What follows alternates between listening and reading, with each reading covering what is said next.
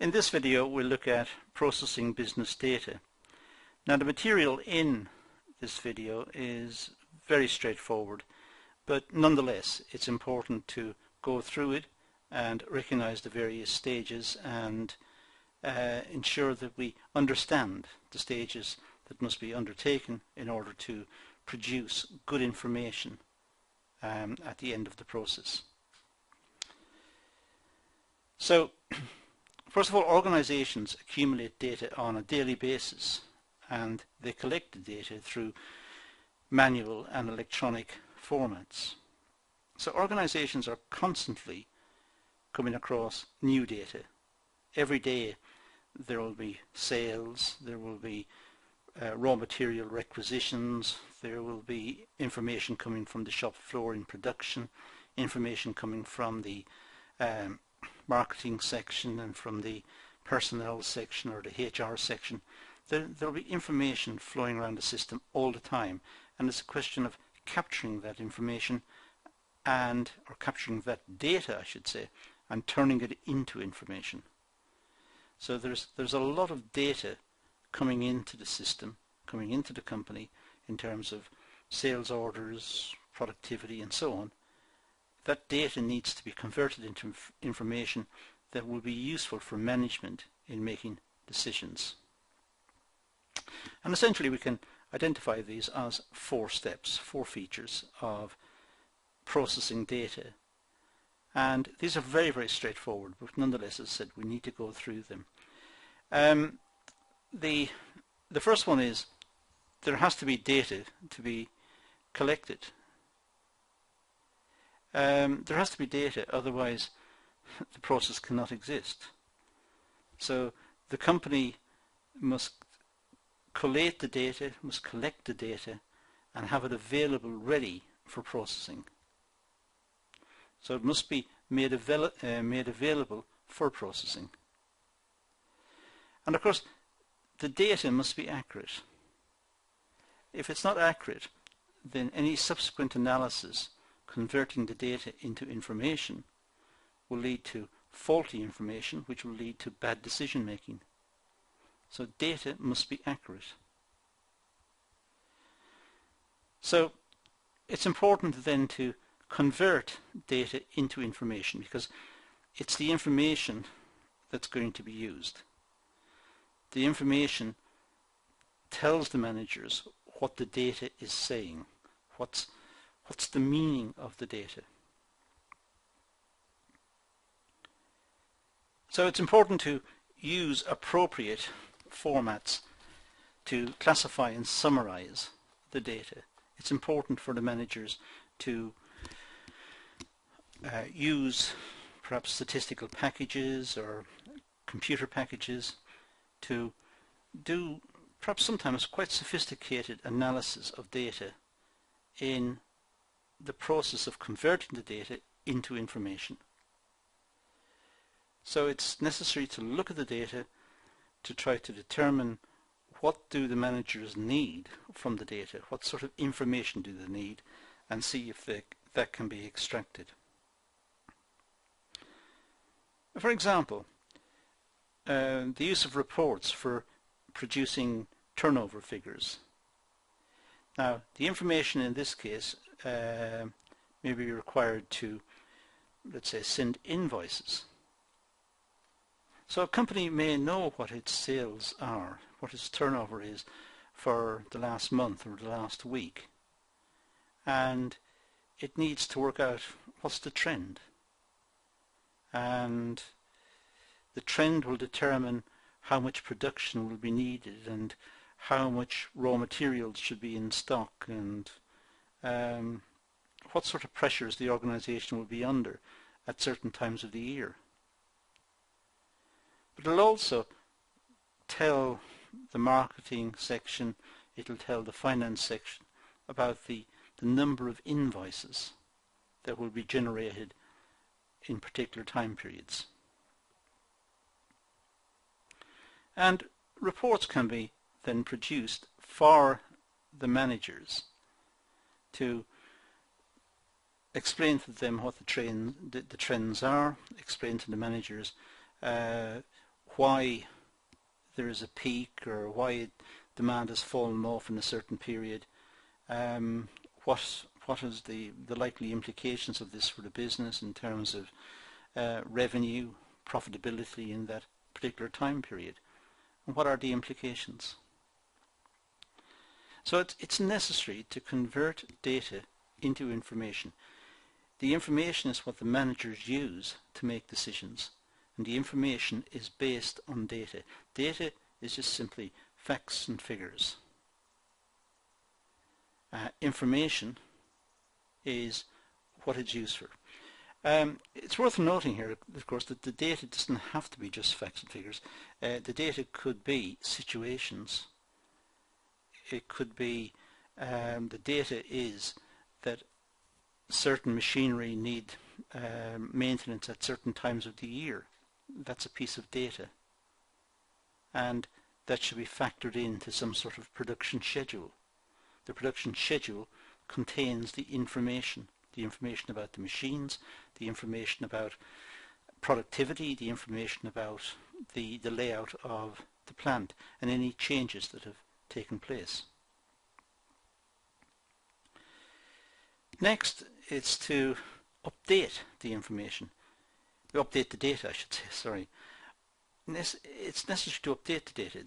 The company has a stock of data which is historic, it's come from the past, but new data is being generated every day. So it's necessary to update the amount of data, integrate the new material, the new information that will be, that's now contained in the data, integrated into the database so that the new information is more up to date as well. So it's a constant adding to exercise. The new data is added to the existing data, which will generate new information.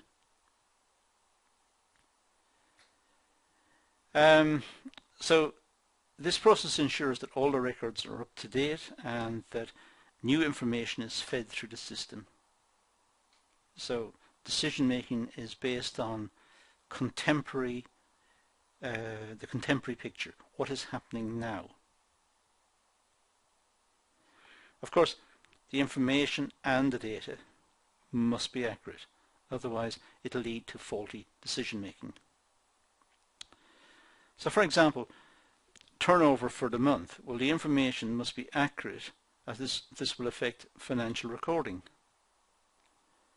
So if the turnover for the month is a projection, that's a set of data. That's what's been suggested by the management. Then there's the actual data, the amount that's actually produced, the amount of turnover that's produced in the month. So we have two sets of data, the projected one and the actual. Now some sort of analysis can be conducted as to variance. Why are they different? And that analysis generates information which will enable the management to make better forecasts in the future. Lastly, it's important that information that's derived from the data should be disseminated to the appropriate people. The whole exercise of analyzing the data produces reports and disseminates the information to the correct authorities. So the process produces reports. The data, when it's analyzed, becomes information. The information is contained in reports, and then the appropriate managers receive copies of the reports. So for example, on turnover again, on sales, the marketing department may receive a copy of the report. The senior management may receive a copy of the report, so that they're able to work on better ways of improving their performance. It's also the case, of course, that there could be reports on payroll that require regular attention. It doesn't have to be on sales. It can be in any part of the business. It could be on production. It could be on productivity. It can be on stores and stocks in the stores, or it could be on office layout. We take the existing office layout, that's the data, and then we analyze it, turn it into information to see if the design could be improved. The example we've got on the screen is reports concerning payroll that require attention. Of course, once the data is stored, let's say on a computer, then it can be interrogated at almost any time. Managers may pose particular questions, and the data is there to try and enable them to get answers to those questions, which will improve their performance. But of course, only the appropriate managers should be able to access the data. And also, the data must be secure. It can't be contaminated or altered.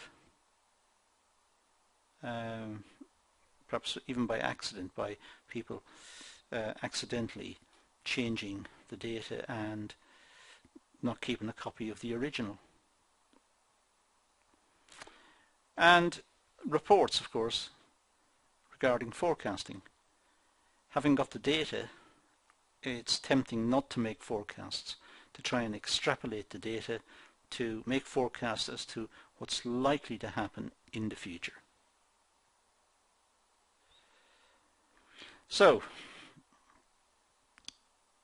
we recognize that we must have data collection.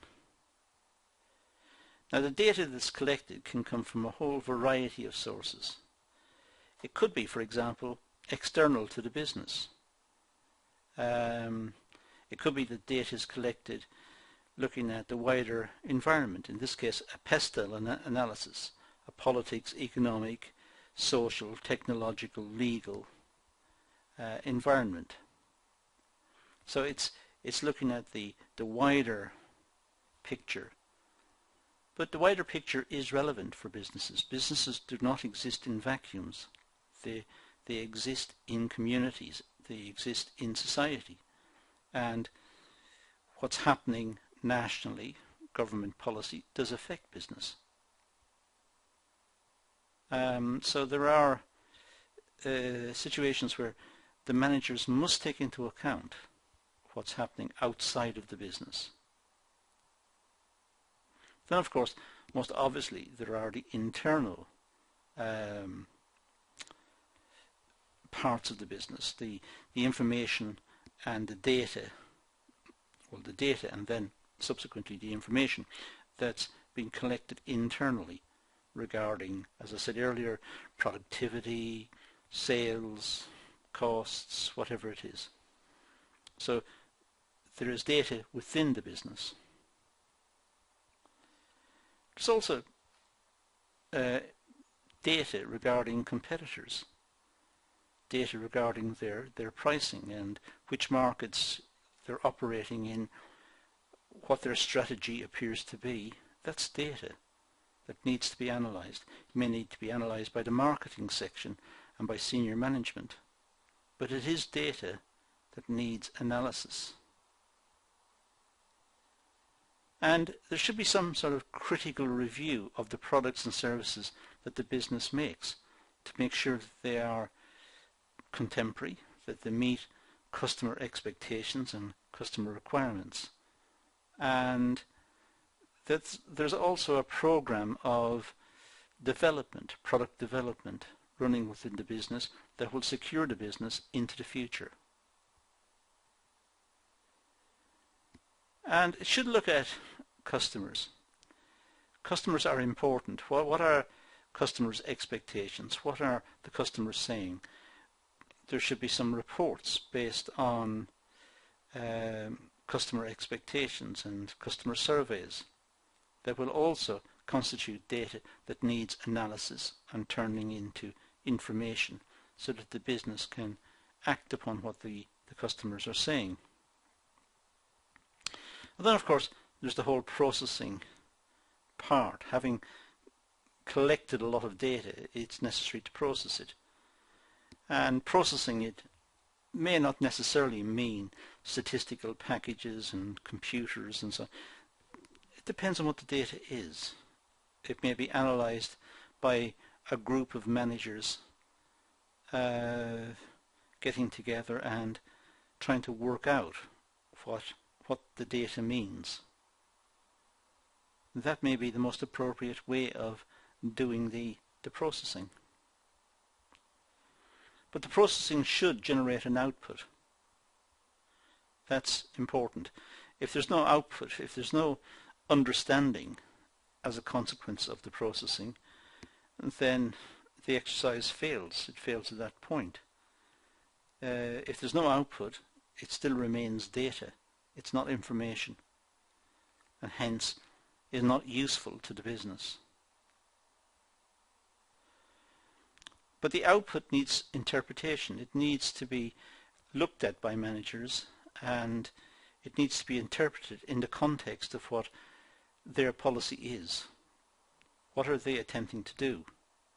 What does the output say? What's the output suggesting? And how does it fit with the objectives of the business? But once an interpretation has been made, it should lead to action. It should lead to some changes or some updating. The information is making recommendations, in a sense. It's telling the managers this is what is happening. The data is suggesting the following, and the management can then take action. They can then make changes. So there's some action there. And also, it must be disseminated. It must go to the right managers. If it goes to the wrong managers, it will not be acted upon. If it goes to the wrong managers, it may lie dormant. So it must go to the right managers. It must be relevant, and it must be acted upon. The dissemination, depending on the nature of the information, it may go to the public. It's unlikely, but it could do. Having collected data and then analysed the data, worked out the trends, if the trends show the business in a very positive light and show that the business is meeting customer expectations, that may be put out into the public domain, because it is something positive about the business and may be used in marketing campaigns. So positive information may be put out to the public. The shareholders, the stockholders, they will want to know how the business is doing. So information will be passed to them. And the government, of course, will want to know how the business is doing. The government is involved in the economy. The government needs to know what employment will be in particular areas and what are the requirements of the business in terms of skills and education and employability and so on. The government will also want to know if the business is paying tax, and if the business will continue paying tax, because the government needs revenue.